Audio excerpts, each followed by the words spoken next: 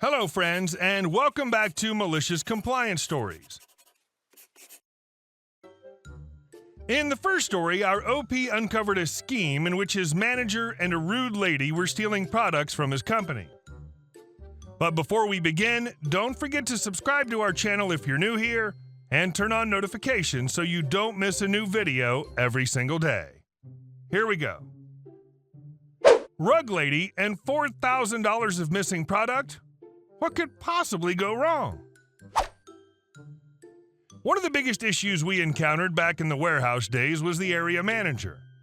He went out of his way in the most ridiculous, policy-violating ways to make customers happy. One random Wednesday, I was deep in unpacking stock when the AM came walking out to the warehouse with a smug-looking fake-haired lady. AM: OP, please make sure this lady gets a free rug of her choice. Me: okay. This lady struts around the warehouse and finally picks this horrid gray and aqua blue fluffy rug. The AM instructs me to pick up the rug and walk it out to her car.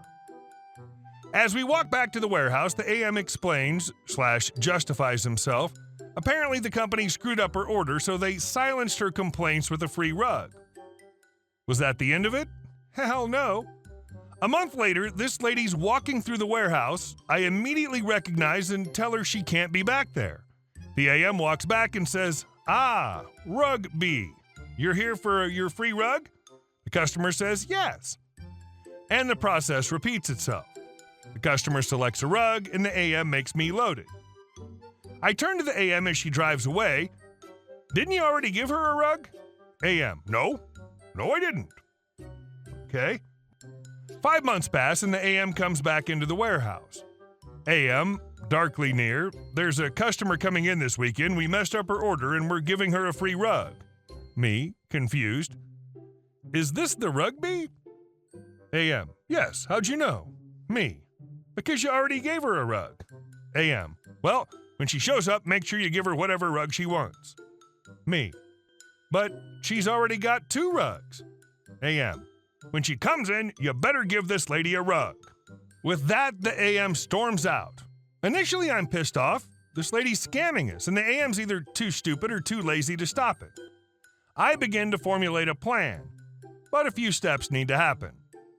On my lunch break, I make my way into the records room and find the paper trail on Rug B.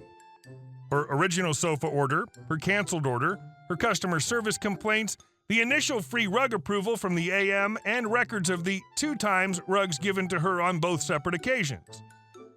I make copies of all these, and next morning I begin my plan. I text the AM, playing the idiot. Me/text: Boss, what do I do if rug B comes in? AM/text: JC, didn't you listen to me? When she comes in, give her a rug. You got it, boss, absolutely. Rug B comes in that afternoon, and with a smile on my face, I help her locate a rug and load it up. A month later, she's back. Hey, how about that free rug? You got it. Rug B came in another 7 times, and every GD time, as per my AM's request, I gave her a rug. Fast forward to our audit 6 months later. AM and the auditor are going through our warehouse. They stop at the cage that holds our rugs, and surprise, surprise, we're at $4,000 in rugs. Where could they be? AM starts flipping out, and I very politely hand over the documentation, including the text showing the AM asking me to give a rug to this lady whenever she comes in. The auditor grabs the papers I hand him and storms up to the general manager's office. Shortly after, the AM was fired, and Rug B was banned from all stores. And our next story. Entitled parents complain about fence in my backyard. This event just happened over a year ago, and many specific details will be changed for obvious legal reasons. Cast: Me. ED is entitled Dad, EM is entitled Mom, Cop 1 and Cop 2. For a little bit of context, I live in a duplex with some of my family. I live on the bottom floor while my grandparents lived on the top floor. One spring, we tried planting in new bushes and flowers in our backyard, only to discover that deer were jumping over our little fence and eating the plants. Since we were tired of dumping money on plants that would be destroyed, we instead decided to build a taller wooden fence along the old metal mesh fence. It worked perfectly. No deer or other critters in our backyard, and our foliage began to grow beautifully. Enter the drama 1 month later. I get home from work one afternoon and see the person who I've casted as EM leave our front porch where my grandparents are with an unhappy look on her face, walking back across the street to her house.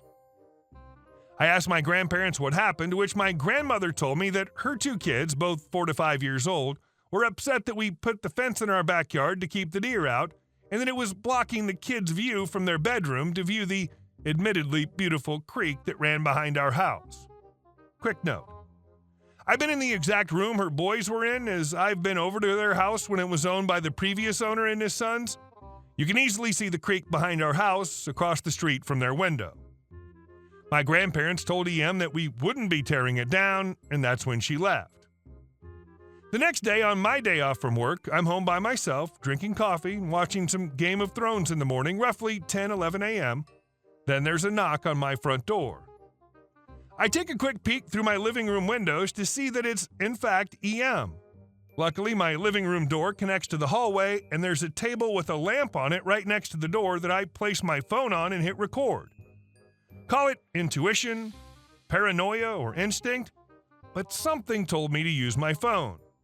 I open the door, and we both exchange the usual greetings. Then we get to what was talked about yesterday.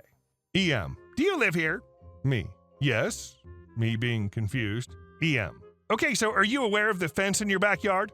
Me: yeah, I help cement the poles and hammer on the planks. EM: well, you see, there's a beautiful creek that runs behind your house that my boys loved looking at that's now blocked. Do you think you can tear it down for them?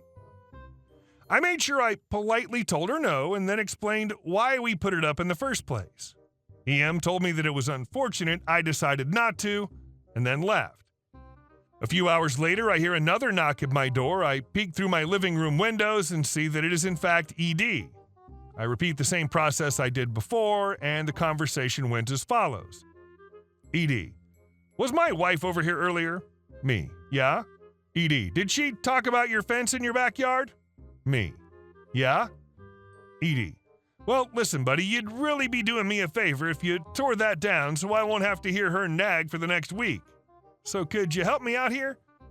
Me: that's really unfortunate, but as I told her, I'm not going to tear down something that I helped put up and pay for.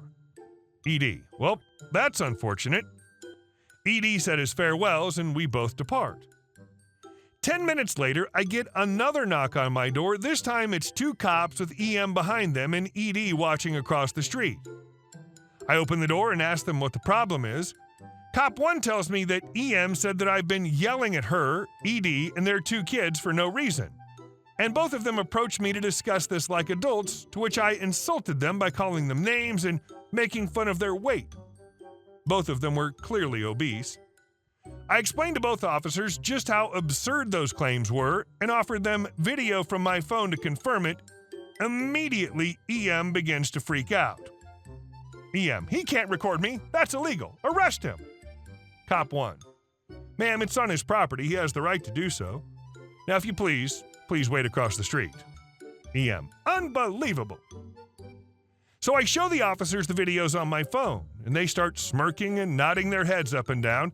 Cop 2 mentions how that's pretty pathetic, and they're upset over something they can't control. Cop 1 says that I'm pretty much off the hook, but just so it looks like they didn't come out here for nothing, they asked for my license to run, which I give consent. Cop 1 took my license and went over to EM and ED for the same. Both pulled out their licenses and handed them over to Cop 1. Cop 2 waited with me just in case. I could see Cop 1 in his car running our licenses. He gets to the last one and then stops for a good 5 minutes. Then I heard his voice come over Cop 2's radio. Cop 1: John, not real first name obviously, come over here.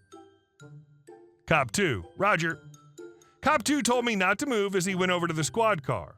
After a 5-minute discussion, Cop 2 jogged over to me and handed me my license back.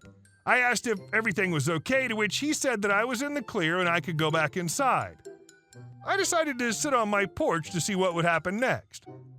Both police officers went over to ED and EM. and after a few moments hand back EM her license, to which EM yells the loudest, "What?"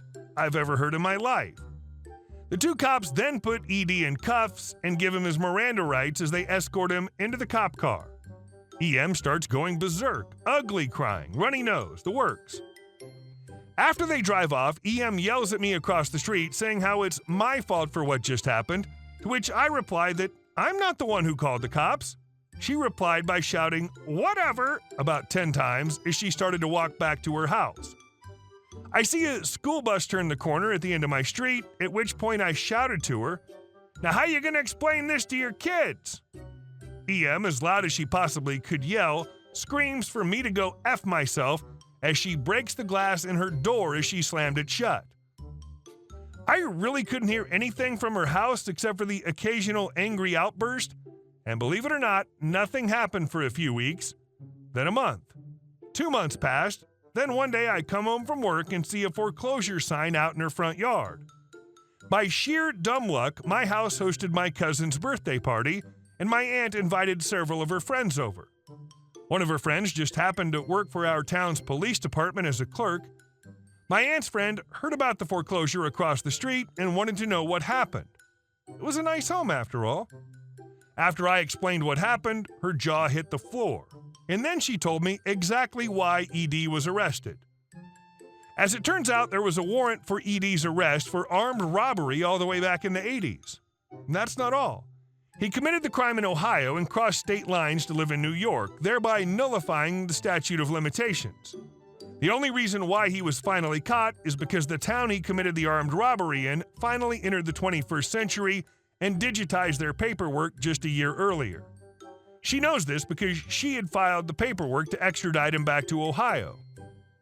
2 months after the party, EM and her kids get evicted, and I never see them again. Property's still on the market, though. I can easily see it being bought soon enough. The only ones I feel bad for are the kids. They really didn't do anything wrong, but the messed up other side of the coin with that is if, logically speaking, they didn't cry about my fence, their dad wouldn't have got arrested that day.